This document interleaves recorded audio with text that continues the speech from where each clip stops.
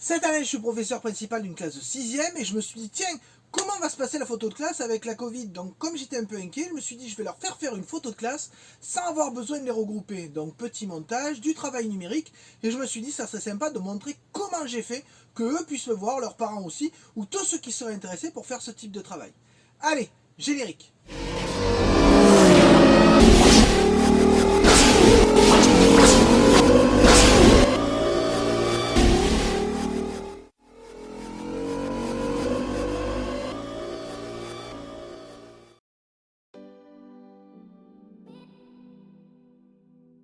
Effectivement, pour créer ce type d'image, il faut d'abord être bien organisé. Donc vous le voyez, je récupère toutes les photos qui sont dans mon dossier images, et une fois que ces photos sont récupérées, je les copie de mon téléphone sur mon ordinateur dans un dossier que je fais exprès, que j'appelle montage photo classe.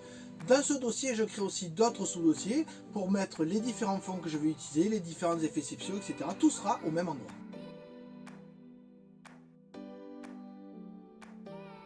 Alors vous avez compris, toutes les photos sont rangées, maintenant je vais vous montrer. Première chose, je vais chercher un fond.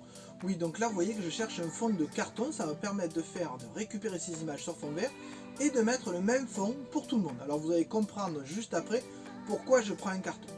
Donc avoir le fond c'est une chose, certes, mais je veux aussi pouvoir modifier l'image. Donc vous voyez que là, j'ouvre l'image dans GIMP. GIMP est un logiciel qui permet de la retouche d'image. Et je vais pouvoir sélectionner tout ce qui est vert en faisant, vous le voyez ici, attention, à bien enlever les zones où il y a des reflets verts. Oui, sur les chaussures noires un peu brillantes par exemple, vous avez des reflets verts. Et si jamais j'élimine tout le vert, j'aurai une partie de chaussure qui disparaît. Une fois que c'est fait, je peux avoir ce qu'on appelle un alpha et donc avoir quelque chose de transparent. Derrière mon image de la personne que j'ai récupérée, qui semble assise dans le vide, je peux mettre maintenant mon carton. Ce carton, je vais pouvoir modifier son orientation, la rotation, et je vais pouvoir modifier sa taille, ce qui fait que je peux m'incruster dans un carton comme si j'étais dans un carton. C'est l'avantage du fond vert. Une fois que c'est fait, je vais pouvoir modifier un peu l'image, c'est-à-dire, vous le voyez ici, enlever toutes les teintes un peu verdâtres de mon visage. Oui, parce que comme j'étais à côté du verre, il y a eu des reflets qui se sont faits. Et donc ça me permet ainsi d'avoir une image propre et correcte. Alors, une fois que cette image est faite, je vais créer un fond noir que je vais légèrement agrandir.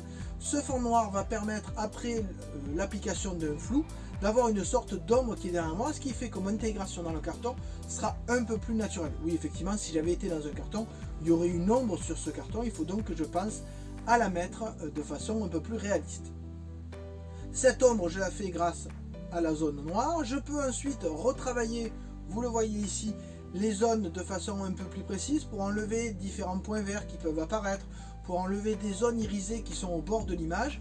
Donc pour chaque image que j'ai utilisée là, j'ai été obligé de faire ce type de travail, de les reprendre une par une, d'enlever le fond vert et ensuite de pouvoir les retoucher pour les intégrer au mieux dans le carton. Alors c'est pas un travail de professionnel certes, mais c'est pas mon métier. Toujours est-il que ça m'a fait plaisir et là j'obtiens quelque chose de propre, une personne dans un carton. Je vais pouvoir, une fois que c'est fait, exporter mon image pour pouvoir les assembler dans un autre logiciel.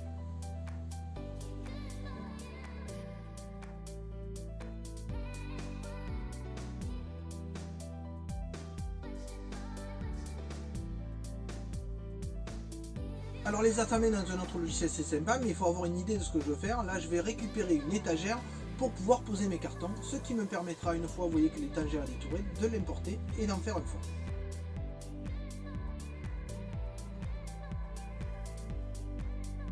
On part du principe que j'ai fait toutes les images et que j'ai fait le fond, donc j'ai passé un certain nombre d'heures.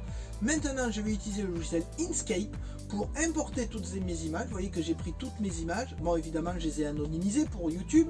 Et ensuite je vais pouvoir les positionner les unes par rapport aux autres après les avoir mises dans une taille correcte. Je suis parti sur l'idée d'avoir une photo A3. Et donc vous voyez que là j'ai toutes mes photos d'élèves qui sont les uns à côté des autres avec des positions différentes et tous dans le même carton. Ce qui va me permettre de les empiler, de les mettre côte à côte, comme s'ils étaient rangés sur une étagère. Donc vous voyez que le choix des images se fait, qui je mets où, se fait par rapport à où sont les pieds, par rapport à qui dépasse un peu, par rapport à qui je peux mettre sans cacher l'image de l'autre. Vous voyez aussi, on le voit très bien là, que j'ai mis toutes ces boîtes sur l'étagère, ce qui me permet de donner l'impression d'avoir un ensemble de jouets par exemple, ou de poupées, qui sont posées dans des cartons sur une étagère, sur un mur. Donc je fais en sorte de pouvoir les placer au mieux en faisant en sorte qu'on puisse voir tout le monde. J'ai même rajouté des boîtes vides pour d'abord faire penser à ceux qui n'étaient pas là ou ceux qui n'ont pas voulu faire de photos et pour avoir un peu d'occupation de l'espace. Donc ça ne sera pas exactement la disposition finale parce que je voulais pas laisser un élève tout seul en haut, etc. Mais vous avez l'idée, c'est donc d'avoir une photo de classe après avoir pris des photos individuelles. Une fois que c'est fait, je vais pouvoir améliorer les choses et vous voyez que je mets un fond. Alors là j'ai mis un fond dégradé parce qu'effectivement tout blanc au fond c'était pas terrible. Et je rajoute aussi le nom du collège, le nom de la classe et l'année scolaire. Bien entendu dans l'image finale j'ai fait un travail un peu plus fin sur le fond, ce qui me permet d'avoir quelque chose de beaucoup plus joli. Donc je vais vous montrer ça.